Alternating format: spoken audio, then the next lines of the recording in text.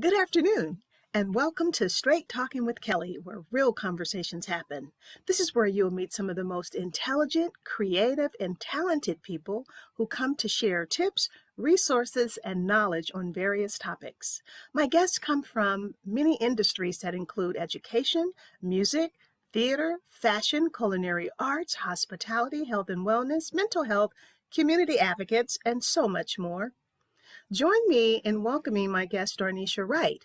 She is an entrepreneur, an educator, and a community advocate. Welcome, Miss Darnisha. Well, thank you for having me. Good afternoon. So wonderful to see your face on this beautiful yet chilly day here in California. Indeed. Now, I'm loving this sign behind you.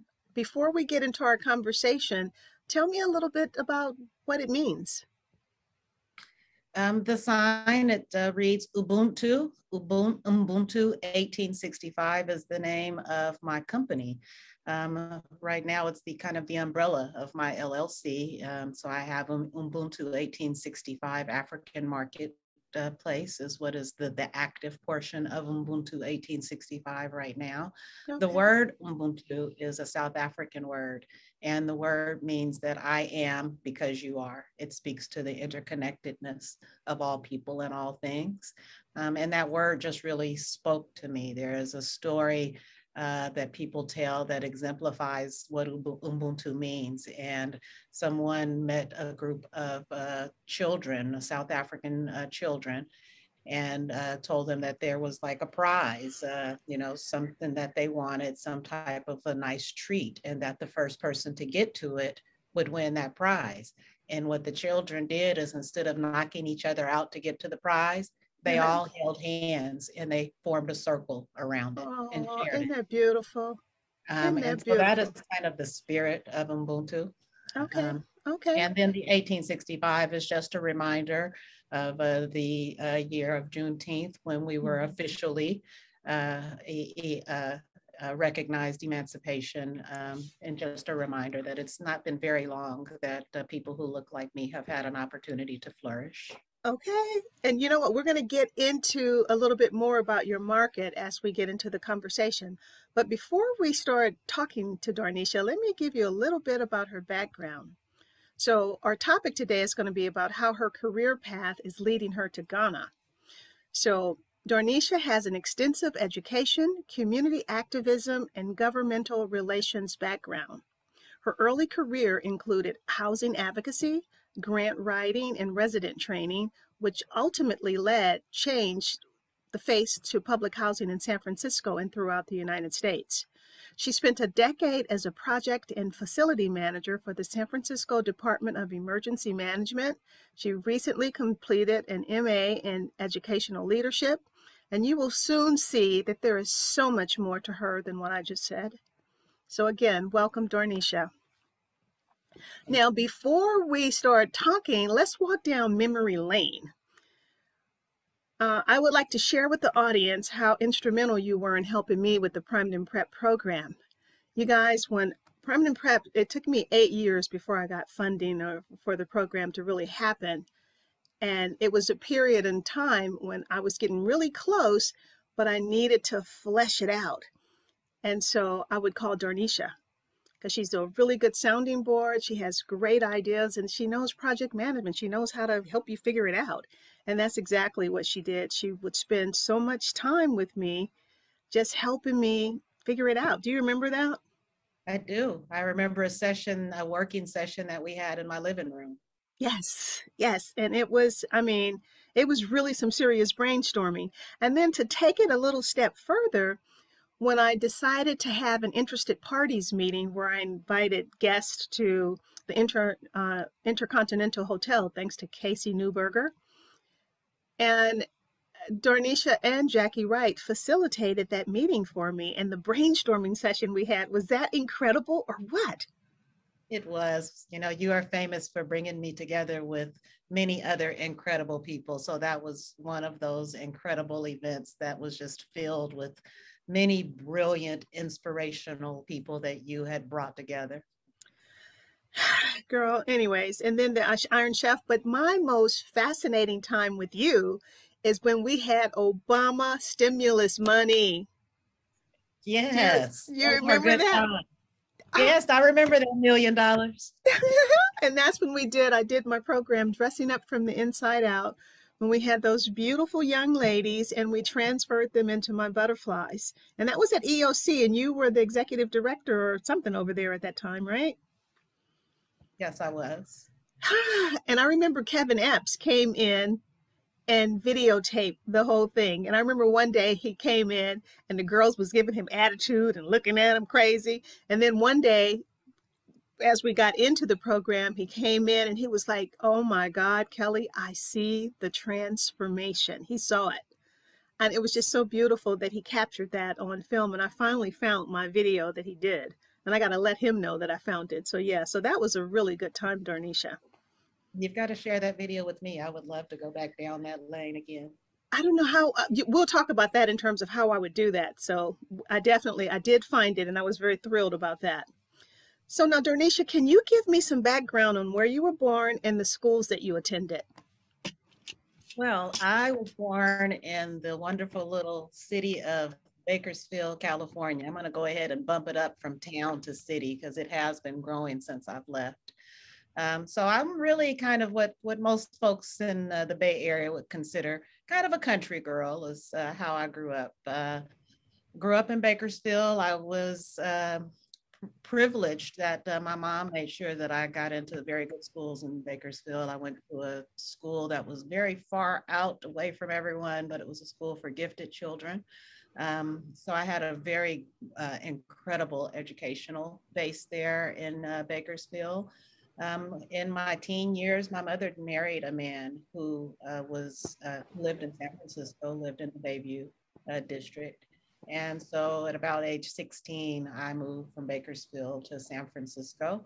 There I went to Balboa High School and graduated from Balboa. I was the principal's rep there to Dr. Shirley Thornton. Okay. I was her representative for a year. And graduated from there and went on to San Francisco State. Coming from Bakersfield, there was not a lot of cultural learning happening in the public schools there. So I didn't know a lot about my history. I didn't know a lot about the achievements of Black people and Africans throughout the diaspora. So when I went to San Francisco State, my goal then was to be an elementary school teacher, and the common degree for that was liberal studies. So I got a bachelor's degree in liberal studies, but I got a minor degree in Black studies. Okay. And that was where I really began to learn about myself. You know, I was pretty much an adult when I started to really learn about my own history.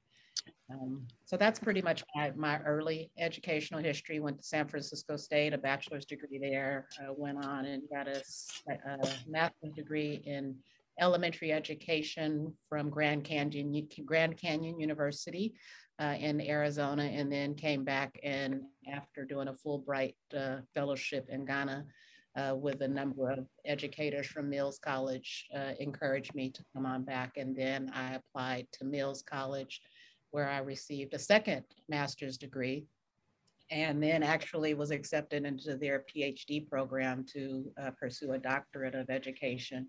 But, you know, you make these plans, if you've heard the expression, God laughs at man's plans. So as we go on, I'll talk about how I diverted and ended up not completing that PhD this year. Yeah, but you know what? I know you. It will get completed. And it's okay to sometimes be diverted. It doesn't mean that you've lost your path. You've just taken a little detour, and I know you will get back. Now, in your description, when I was talking about the work that you've done, can you elaborate when you talked about how you changed the face of public housing in San Francisco? Yes, I worked at the San Francisco Housing Authority during the time of the Hope 6 grants. There was a time where the federal government in the late 80s into the 90s put forward quite a bit of federal funding to rebuild the dilapidated public housing. There Okay. was of projects, public housing developments throughout San Francisco that were very old and that were in need of great repair. Many of them, particularly like the ones in Hunters Point, they started out as military housing during the First World War. So there was funding. I was on a grant writing team. There was a team of about 4 or 5 of us that wrote the grants that rebuilt Bernal dwellings and Plaza East, North Beach. Did some of the writing for Hunter's View and Alice Griffith. Oh, wow. But between all of those, I was very instrumental in Bernal dwellings and Plaza East.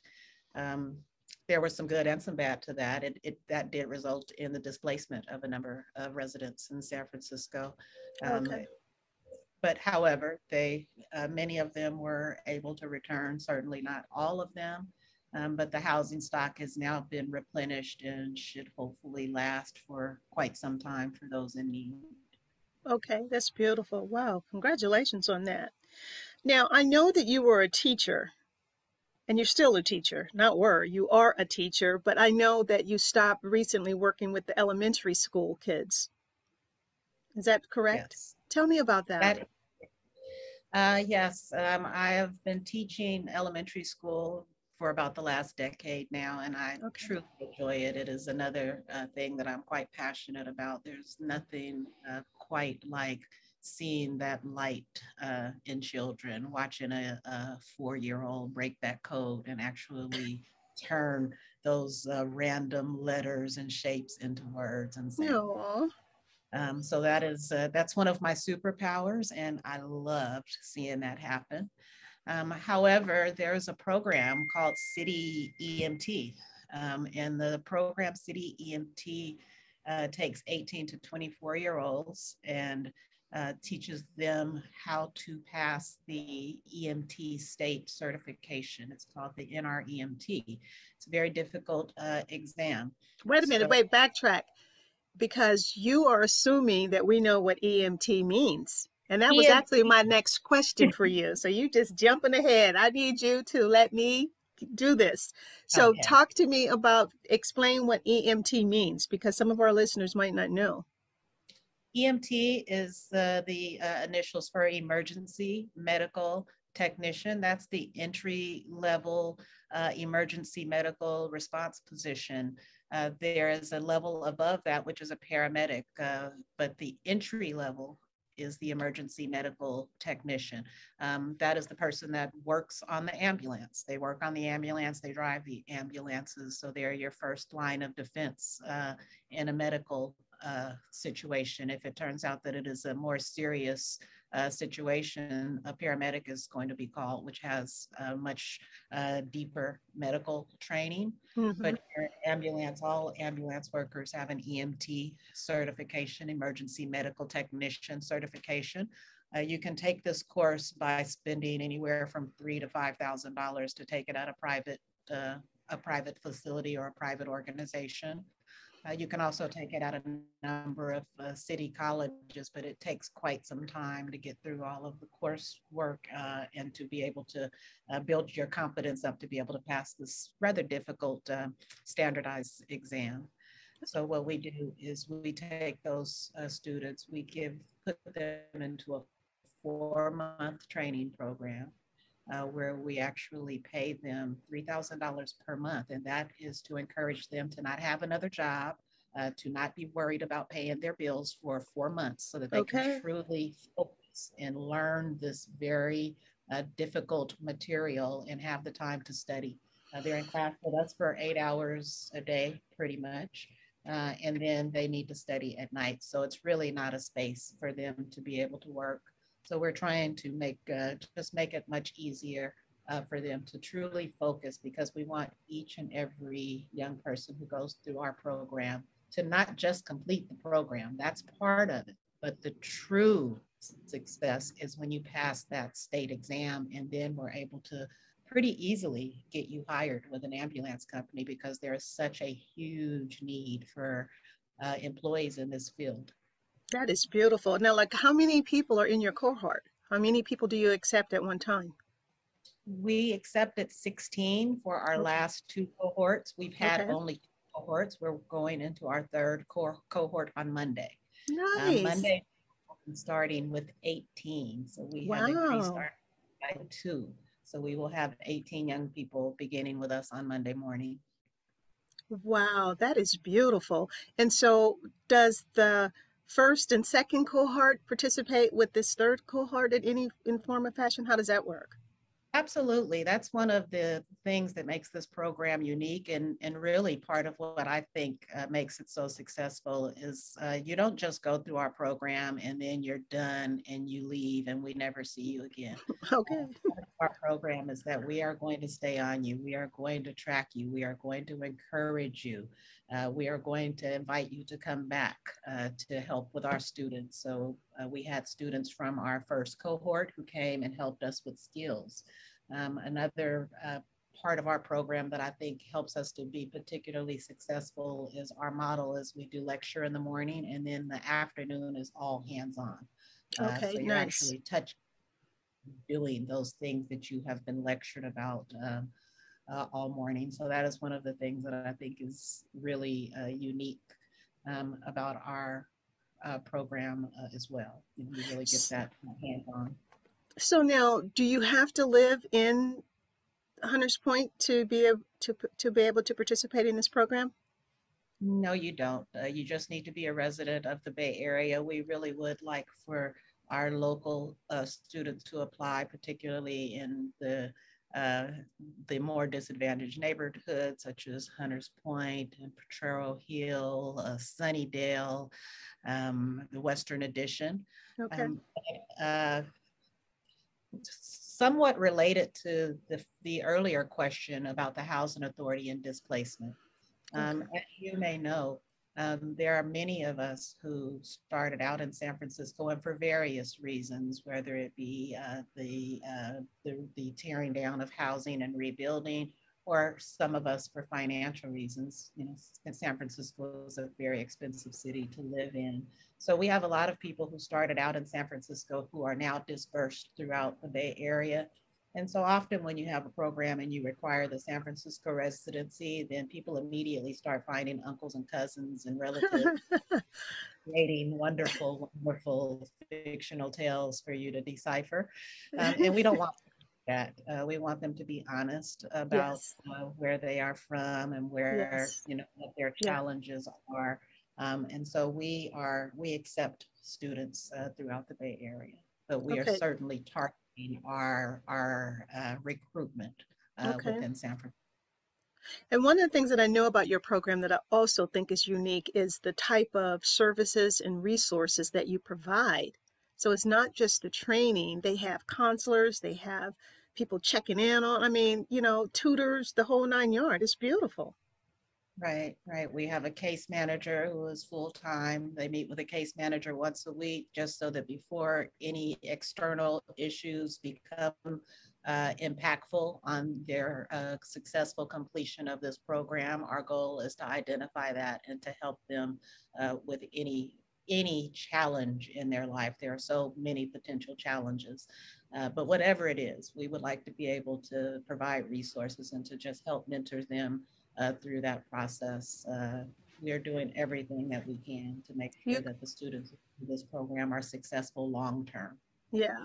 The other thing, though, that I also think other programs could learn from you guys is the strict rules that you have. Like, you cannot miss, you cannot be late, you get penalized for that. And I think that is so important for young people to realize that, in order to get in the game, you got to follow the rules. You got to show up and you got to be on time. And, you guys are doing that and it's beautiful. It works too, doesn't it? It does. And we're encouraging these young people to go into paramilitary organizations. So many of them will go into ambulance companies, but many of them are intending to be firefighters or paramedics. And when you step into that world, that's a paramilitary world. There is no acceptance of tardiness or Mm-hmm. coming to work with a disheveled uniform. You know, Okay. there's a way that you must project yourself at all times when you're in those positions. And again, we are so committed to making sure that our young people are successful for a lifetime. The organization that created this program is called Dusty's Fishing Well. I didn't mention the origin of the program. Dusty's Fishing Well is created by Chief Attica Boughton. She is a fire chief with the San Francisco Fire Department. She is a good personal friend of mine that I've years. And so Prophet Dusty's Fishing Well, and Dusty's Fishing Well is all about that proverb of you can give them and they can eat for life. We are trying to make sure that our students eat life. Yeah, And if you that go to is work and beautiful. you're late and your uniform is not tucked in and it's dirty, you will not be eating for life. Oh, that is wonderful. Congratulations on your third cohort. Now, how do you guys advertise? How will people know? So now you're in your third one. So when you get ready to start the fourth one, what type of advertisement that you do? How do people find out about you? Well, we have a website. It's www.cityemt.org. And we have our application is all digital. So when we are open, you will go to that website and apply. Our application period will open again in this June upon when our cohort ends. So Okay. sometime around the beginning of June, you will have an opportunity. We will be advertising in social media. We'll be advertising in local churches. We'll be advertising in the local community based organizations. We will be sending information to all of our graduates and encouraging them to encourage their friends and family members who they feel would benefit to apply. Okay, nice. All of the traditional methods, and we have had an incredible response each time. We always receive well over 100 applicants, and we're only the application period is only about 30 days. Wow. And then like you went from 16 to 18 now. That's beautiful. Congratulations. Woo, let's take a breath. That was quite a bit. And what a beautiful thing you're doing. And that's why you halted your doctorate program. And that was for a really good reason. I mean, look at what you're doing. So it's like, girl, hush. Okay. Well, the old Darnisha would have said, I can do it all at one time. I'm just going to juggle it all. And like I will sleep in small increments. But as I get older, I'm trying to learn to be more respectful of my own body and my own. Yeah. You know, but I think what you're doing is beautiful. And, by the time you get ready for your doctorate, you'll be ready for that. But right now, your heart is still giving back to the community in a much needed arena. The medical field is definitely an area that needs help, and especially with people that look like us. So the simple fact that you, and what is it, Dusty's Fishing Well. Dusty's Fishing Well is making that happen. Kudos to both of you. Now, I would actually like to talk about what you're doing now. You have an export business. So you just see, so the simple fact, you don't stop. You're still at it. So talk to me about how all of this has led you to Ghana and the export business that you're doing. And that's I know it's a lot. So let's break it down first. Let's talk first about how you started the export, because I have some of that shea butter and some of that black soap and some of that other good stuff. And then you'll talk about what's next. So you have the floor.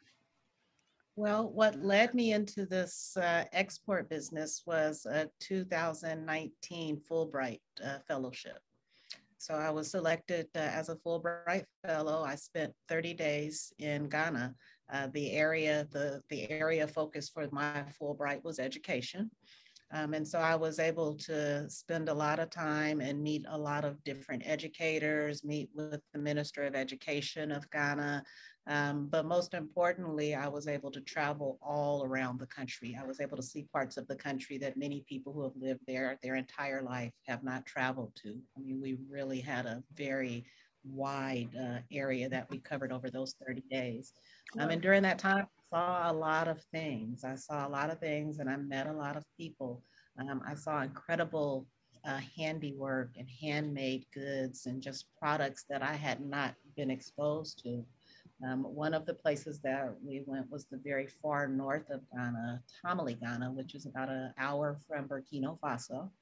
And Tamale is known for its shea butter. So we went to a woman-owned co-op where women in the area bring the shea nuts that they collect and they bring them to this cooperative and they're able to get a good price and the cooperative creates an incredible product. Wow. So met them and a number of other. I met a minister who actually began the personalized kente kind of industry in Kumasi, Ghana, and got very close to him. I met a godson who does Adinkra printing in the Adinkra village. Then connected with a very excellent seamstress in Accra.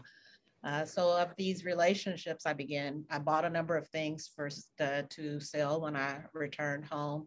As a result, things moved very well. It was very quickly successful. The shea butter in particular is just extremely pure. It's so pure that you can cook with it. It has absolutely nothing in it besides what God put in it. And I saw the success. It was, I hadn't necessarily planned it, but it just happened. And then it made me feel so good to have those relationships and to really have a real business relationship with my brothers and sisters on the continent. With the COVID, pandemic, it has really shut down their tourism, and the people there live off of that. Minus tourism, it makes life very, very difficult for many people there. So I also feel like I am doing my part to help keep their economy moving. I'm able to provide them with a forum to continue making things and selling things. I'm able to profit from it. And then I'm also able to continue creating these relationships and that's beautiful. Creating these bonds that are actually lasting. So I now have a godson in Kumasi, the father of the gentleman who does my Adinkra, asked me to be the godmother of his newborn son. And the child just happened to end up with the same name as my father because that's the way the spirit works. Yeah. I love it. It's been wonderful to just create. I now have real friendships. I have people that I can call. I have people who I know I can depend on. I don't have a problem with, sending money back and forth and my products come to me. So it has just been a blessing. It all started with that Fulbright. And then, Fulbright is created for you to pretty much do what I did. It's created so that people from different countries can create these relationships and bonds. That's beautiful. So I really did what is the intent of Fulbright, and to this day, those are now, not only my business partners, but my friends. Okay. I have taken the next step of actually acquiring some property in Ghana. Right, because you definitely plan on going back and forth, huh? Absolutely. Now, so you have a shop over, where is your shop where you're doing your selling of your products? I am now at 1680 East 14th Street in San Leandro, California. It is a small business and vendors marketplace. There is a gentleman who has created a space for small vendors to have a permanent store. Nice. In the past, I've been doing kind of pop-up vending at Lake Merritt on the weekends. It was just a lot of work, packing up several times a day. Yeah. So with this new situation, I'm able to have a stationary location. I have my job and, that I work 5 days a week. But on Saturdays and Sundays, I go over to my own shop over in San Leandro and I sell my things.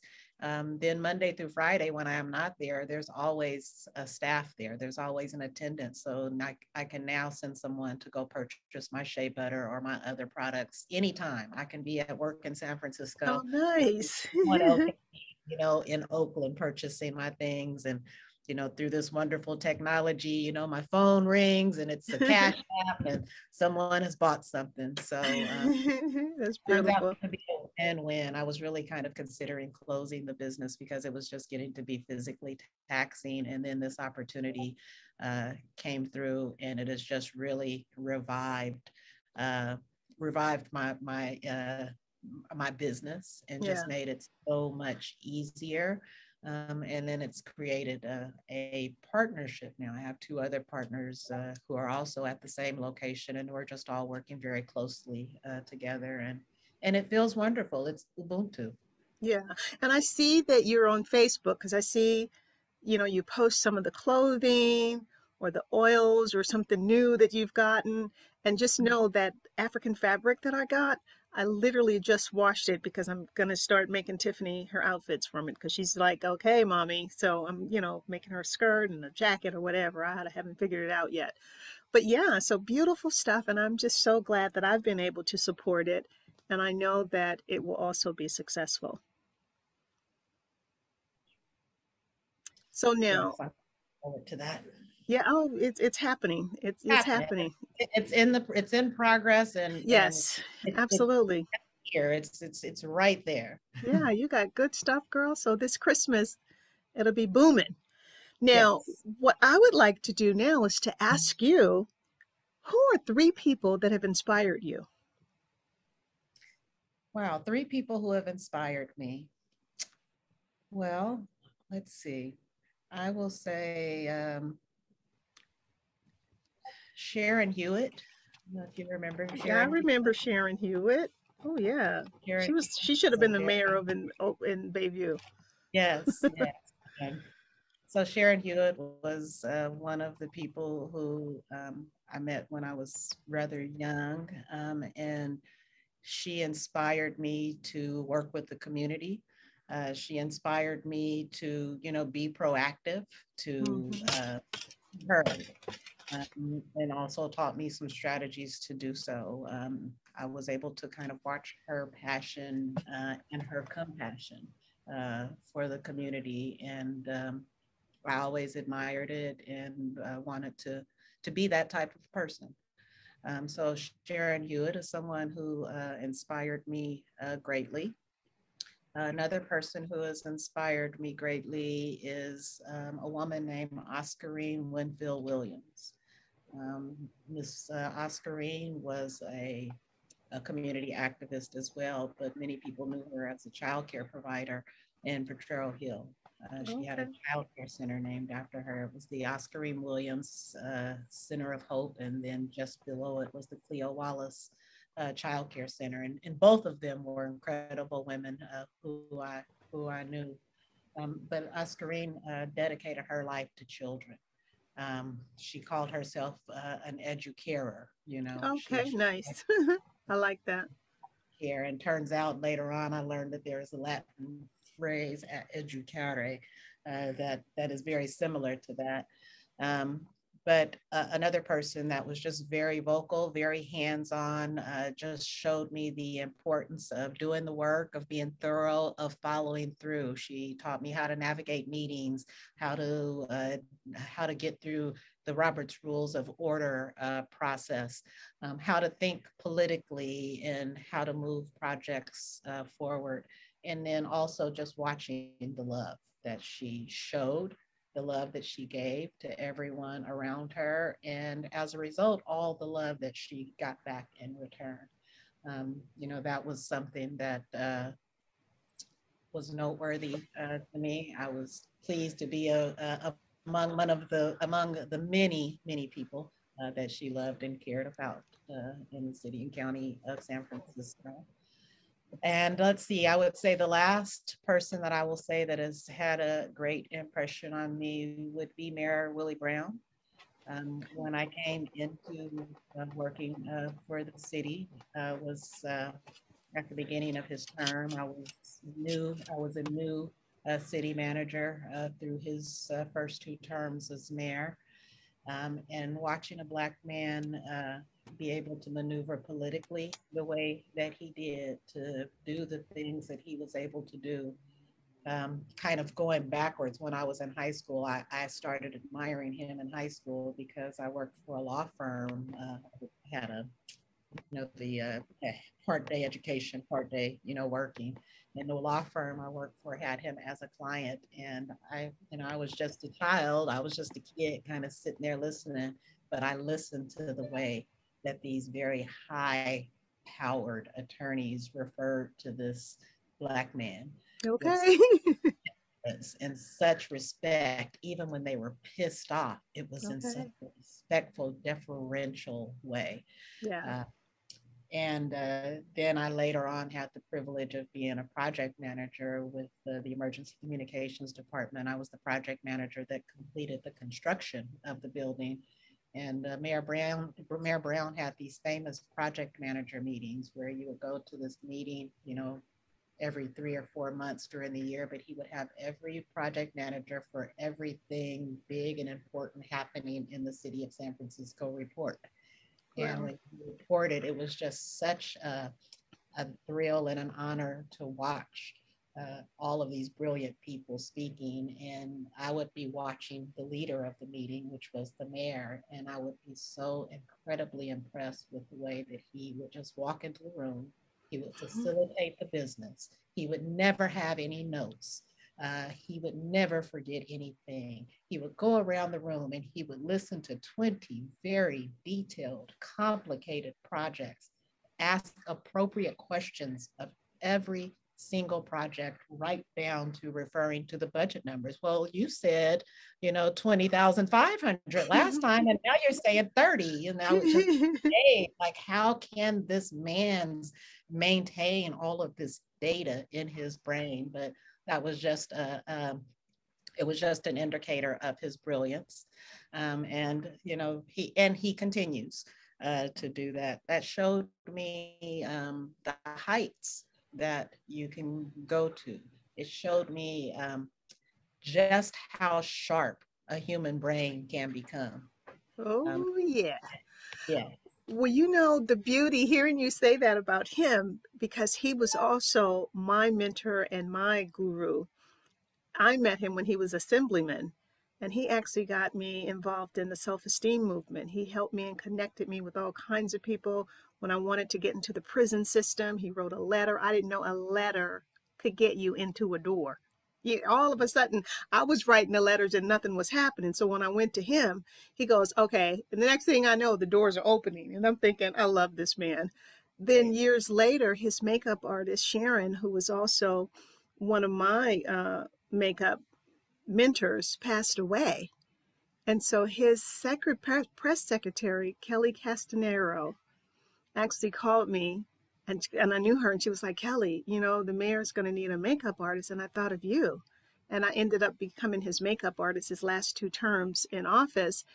And you're talking about beautiful, and what you said about him is so true, how he could memorize stuff. So one day I was watching him getting ready for an interview on, I don't know, Channel 7. It was because of the 9/11 thing that had happened. He looked at his notes one time, put them down, and the next thing I know, I said, and so I asked him, I said, how do you do that? And he goes, do what? I said, how do you memorize that stuff so quickly? He goes, oh, I don't know. So it's been said that he has a photogenic memory. And I really believe that, because during his show, he had, they would bring him his cards on, what the topic was and who the guest was and da-da-da-da. He'd look at that stuff one time, put it aside. And I'm just like, you have got to be kidding me. How do you show me how to do that? Yeah. So anyways, he's definitely. And he wasn't reading a lot, because I'm sure you work closely enough with him to know that anything that got presented to him in writing when I was in the business, it was at about 16 point. Oh, yeah. Oh, yeah. But you know what? But the simple fact that I think hearing you talk about how he definitely was a person that inspired you, he has touched so many lives here in the Bay Area. I'm sure there's so many more people that would say that, the simple fact that he's touched you, and then hear me. And I had a real long legacy with him. And I actually created what I called a gratitude binder and gave it to him. And it actually listed and showcased every way how he had helped me. And when Wilkes Bashford saw it, he was like, I want one of those. And those two together. And remember, you and I would actually go down and see them at La Centrale. You know, we did that together as well. Right, right. Yeah, Well, yeah. I remember when you and I did that. So yeah, so he definitely is definitely a spirit too. I've tried to get him on the show and he asked, this is the first time he literally turned me down. He's never turned me down. So I'm like, you know what? wow. I'm not done with him. I'm gonna call him again because I'm not taking that. You know, he's never Yeah. turned me down. Whenever I ask him for anything, he's been there. I'm So thinking that yeah, we'll get him on the show soon. you know, and Wilkes, oh, I miss him so much. And wasn't Yeah, that fun when we took the girls to his shop? it Oh, was. he Well, had so so much fun favorite. doing that. Yeah. Yes. So, Darnisha, before we close the show, is there anything else you would like to say to the listening audience? You know, maybe give Well, them before you, I didn't mean to stop you, but before you do that, make sure you reiterate the EMT website and then your address to your shop. So your parting sure. words. Um, well, my parting words would be, I just encourage people to follow your passions. I have been blessed to be in positions where I've been able to really work in areas that I have cared about. Most of my jobs as an adult have been jobs that I really enjoyed, and things that have been a part of my life, things that I have a passion for, and I know that that is a blessing to be able to do things that you love and to do things that you're passionate about. And my goal is to do even more things that I love and more things I'm passionate about. And I just encourage others who are watching to consider that, we all have responsibilities in life. But, it does not, uh, life can be short, Mm-hmm. and you have to seize what is there for you. And I believe that the Creator has given me some gifts and put some things in my path, and that it is my job to utilize those gifts and to make it along my path. Um, my business, Ubuntu 1865, is of course a part of that. I would love your support. Please take a look at my website whenever you all have a chance. It is www.ubuntu1865.com. Lots of neat things, and if there's something that you're interested in, I'm in constant communication and importing things several times per year. Also with a program, I'm so thankful to the city of San Francisco, Mayor London Breed, for her support of it, for my friend Ada Bowden's vision, for her mother Dusty, who is the inspiration for Dusty's fishing well. It is a great program for people who are looking to get into the emergency, working on an ambulance or working as a paramedic or a firefighter. But this is to have EMT certification is now a prerequisite to apply for a firefighter position in San Francisco. So it is a prerequisite. So this is something, if you are interested in being a firefighter, it's one way to take care of that.